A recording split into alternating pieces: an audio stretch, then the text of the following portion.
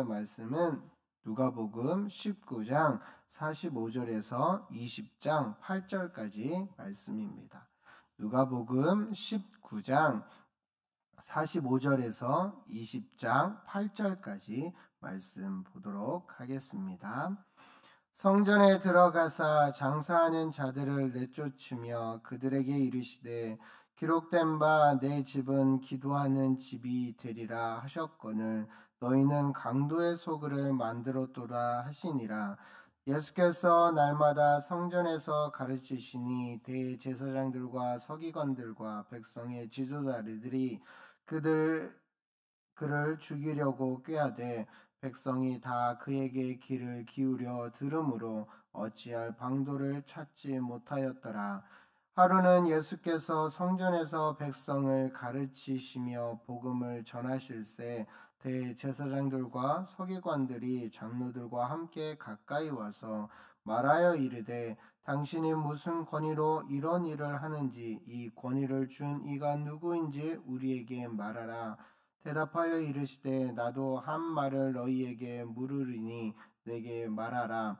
요한의 세례가 하늘로부터냐 사람으로부터냐? 그들이 서로 의논하여 이르되 만일 하늘로부터라 하면 어찌하여 그를 믿지 아니하느냐 할 것이요 만일 사람으로부터라 하면 백성이 요한을 선지자로 인정하니 그들이 다 우리를 돌로 칠 것이라 하고 대답하되 어디로부터인지 알지 못하노라 하니 예수께서 이르시되 나도 무슨 권위로 이런 일을 하는지 너희에게 이르지 아니하리라 하시니라. 아멘. 이 시간 예수님의 권위와 능력을 의심하지 말라. 예수님의 권위와 능력을 의심하지 말라라는 제목으로 함께 말씀을 나눌까 합니다. 예수님께서는 예루살렘으로 입성하시고 그 입성하시기 전에 예루살렘을 바라보시면서 우시면서 이런 한탄을 하셨습니다. 내 원수들이 토둔을 쌓고 너를 둘러 사면으로 가두고 또 너와 및 그 가운데 있는 네 자식들을 땅에 맺히며 돌 하나도 돌 위에 남기지 아니하리니 네가 보살핌 받는 날을 알지 못함으로 이마임이라 라고 한탄하시며 예루살렘을 보시며 우셨습니다.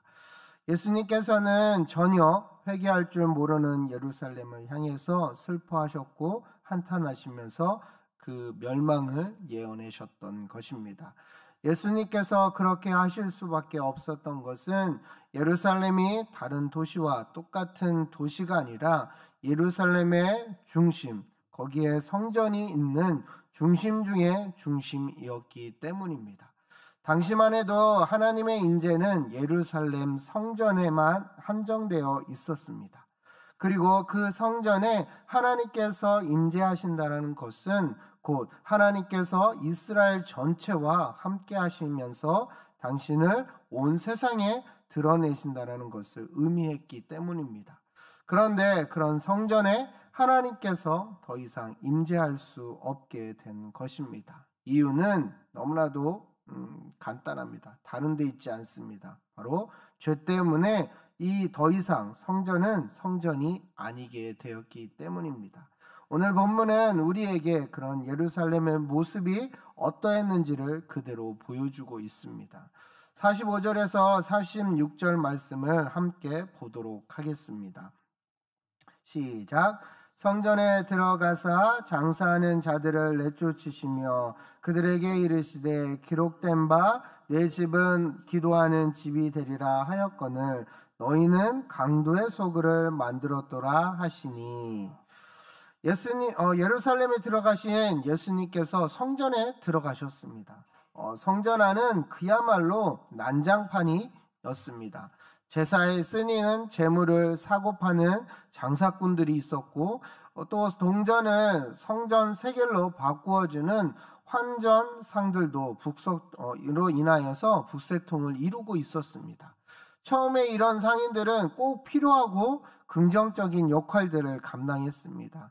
아주 멀리서 제사를 드리러 예루살렘에 와야 했던 사람들은 흠이 없는 제물을 하나님 앞에 드려야 되었는데 오는 길에 약간의 흠만 생겨도 그 제물을 사용할 수 없기 때문입니다. 그래서 어쩔 수 없이 예루살렘에 와서 제물을 구입하는 수밖에 없었습니다.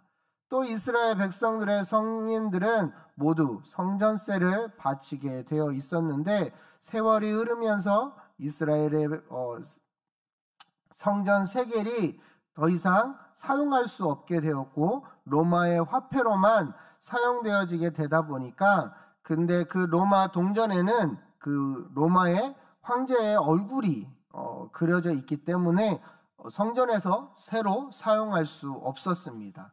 그래서 할 수 없이 로마의 화폐를 성전에서 통용할 수 있는 세겔로 바꾸는 환정상이 필요했습니다. 하지만 이런 좋은 처음에 시작했던 이런 좋은 기능이 어느 순간 변질되어 버렸습니다. 재물을 파는 사람과 환전상이 제사장들과 종교 지도자들과 결탁하게 되면서 인간의 욕망이 접목되다 보니 이제 그들이 파는 재물은 부르는 게 값이 되었습니다. 어쩔 수 없이 제사를 드려야 하는 백성들의 입장에서는 울며 겨자 먹기로 비싼 가격에 재물을 구입할 수밖에 없게 되었습니다. 또한 환관상들은 또 마찬가지였습니다. 그들도 환율을 터무니없이 매겨서 동전 하나 바꾸는데 많은 폭리를 취하게 되었습니다. 성전세나 제사는 하나님께서 이스라엘이 하나님을 섬기는 일로 정해주신 것들이었습니다. 그런데 이 귀한 것이 악덕 상인들과 그들과 결탁한 종교 지도자들의 욕망의 도구로 되어버렸기 때문에 더 이상 성전은 도둑놈들의 강도의 소굴이 되어버렸던 것입니다. 예수님께서는 내 집은 기도하는 집이 되리라 하였거늘 너희는 강도의 소굴을 만들었도다 라고 나무라시며 장사하는 사람들을 내쫓았습니다. 그리고 성전에서 날마다 하나님의 나라와 복음을 전파하셨고 가르쳐 주셨습니다. 사랑하는 성도 여러분, 예수님이 이 마음을 본받게 되기를 바랍니다. 또한 내가 혹 교회를 성전인 나를 강도의 소굴로 만들고 있지는 않은지 돌아보는 시간이 되기를 바랍니다.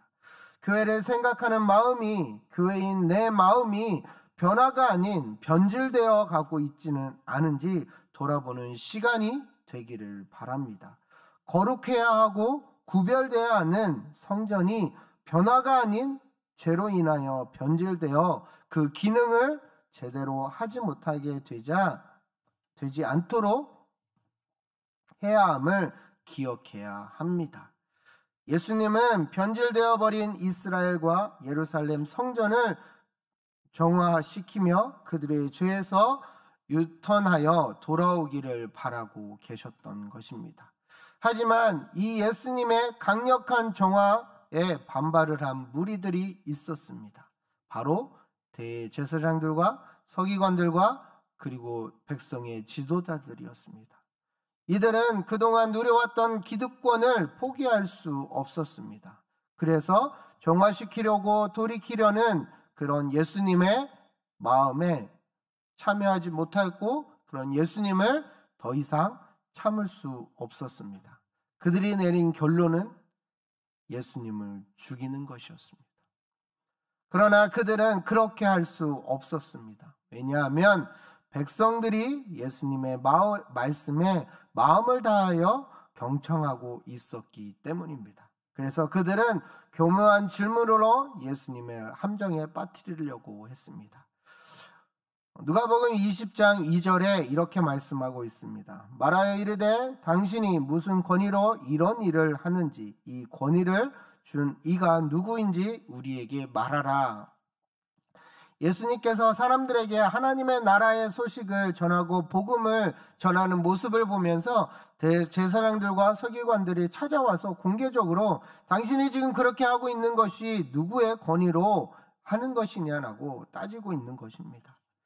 이들은 예수님께서 이 권위가 하늘에서부터 왔다라고 대답할 것을 알고 있었습니다. 예수님께서 그렇게 대답하면 하나님을 사칭하는 걸로 물고 늘어지려고 했던 것이죠. 그런데 그들은 원하는 대답을 듣지 못하고 오히려 예수님으로부터 역으로 질문을 받게 되었습니다. 예수님은 그들에게 만약 내가 너희에게 하는 질문에 대답하면 나도 너희의 질문에 대답하겠다 그러면서 세례 요한의 세례는 누구의 권위로부터 행해진 것이냐라고 질문을 던졌습니다. 대제사장들과 서기관들, 장로들은 아무도 말할 수 없었습니다. 왜냐하면 요한의 세례가 요한의 마음대로 행해진 것이라고 대답하면 그 자리에서 요한을 선지자로 믿는 군중들이 던진 돌에 맞아 죽을 것을 생각했습니다. 그렇다고 하나님으로부터 왔다면 이야기하면 그것을 왜 받지 않느냐고 해야 하는 그 이유를 설명해야 하는데 그 또한 어떻게 설명을 해야 될지 몰랐기 때문입니다. 예수님께서는 아주 여유 있게 이렇게 말씀하십니다. 나도 너희에게 대답하지 않을 것이다. 대제사장들, 서기관들, 장로들이 아무 이야기도 할 수 없자 예수님은 그렇게 얘기했던 것이지요. 이렇게 예수님의 완승으로 끝나고 말았습니다. 그들의 적대감은 극에 달할 수밖에 없었지만 그들은 그렇게 물러날 수밖에 없었습니다. 사랑하는 성도 여러분, 예수님께서 하나님의 때에 예루살렘에 들어가시면서 가장 먼저 하신 것이 무엇이었습니까? 그것은 바로 정화시키는 것이었습니다. 죄악으로 변질된 성전을 깨끗하게 하시며 이곳은 기도하는 집을 강조하시고 죄에서 돌이켜 하나님 앞으로 바로 서라는 것이었습니다. 예수님은 충분히 이런 일을 하실 수 있는 권위와 능력이 있는 분이십니다. 어줍잖은 자신의 권위를 믿고 예수님께 도전했던 대제사장들, 서기관, 종교 지도자들은 예수님의 권위를, 능력을 인정하지 못하고 여전히 변질된 모습으로 남아 결국 이 땅에 죄를 해결하러 오신 예수님을 온전히 발견하지 못하고 메시아를 십자가에 못 박는 일에 앞장서는 우를 범했습니다. 오늘 말씀을 통해 우리의 모습도 돌아보기를 바랍니다.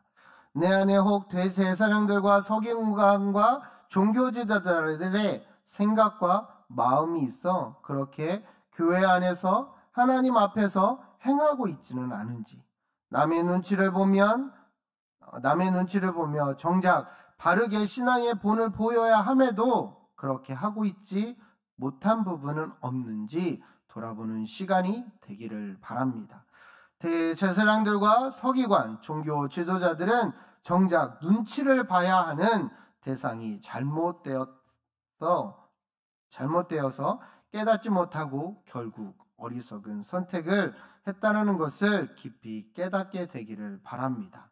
부디 저와 여러분은 그들이 보여줬던 모습이 아닌 예수님의 권위와 능력을 온전히 믿고 말씀에 귀 기울이며 하나님의 눈치를 보고 하나님의 뜻을 따라 살아가는 참 그리스도인이 되기를 소망합니다. 그렇게 해서 성전인 교회와 성전인 나를 구별되고 기도의 소굴로 만드는 참 하나님이 원하는 모습으로 나아가는 우리 모두가 되기를 소망합니다. 함께 기도했으면 좋겠습니다. 주님, 우리 안에 더러움이 가득하여